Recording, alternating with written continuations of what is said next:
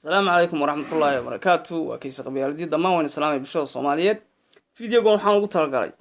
dhacdo la yaab leh oo ka dhacday gobolka Shabeellaha Hoose famil dhan caruur iyo ayadood la gubay wiil yar oo Mooriyaan intuu yimi oo laayay gurigoodii ku dhex gubay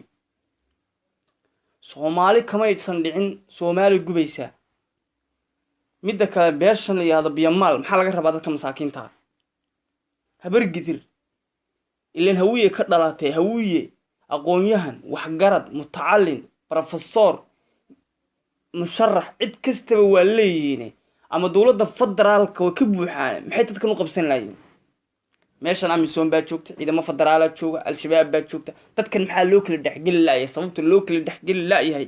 iyo dadkan masaakiinta maalin walba la xasuuqay dadkan looga dhicin laayahay maxay tahay maalin kasta beesha biyamaal waa la iska laynaya hadda waxaa timi in Soomaali gubaya ay dhacdo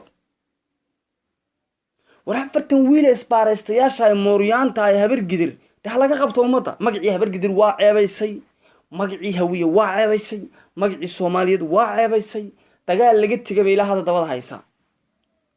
qofka bila aadanka qofkiisa qabsada qofka bila aadanka ama diin baa xidha ama dadnimo xidha labadaba malamiya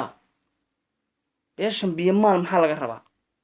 beeshan biyamaal waa la ogyahay gobolka Shabeellaha Hoose cidda degtee habar gidiray maxaa idin waalay maalin walba aad qabiil Soomaaliyeed iskugu laysaan oo qabiil Soomaaliyeed maalin walba aad ugu taagantiin oo dagaalkan iyo foodadan iyo Mooriyaanimadan idinku wacan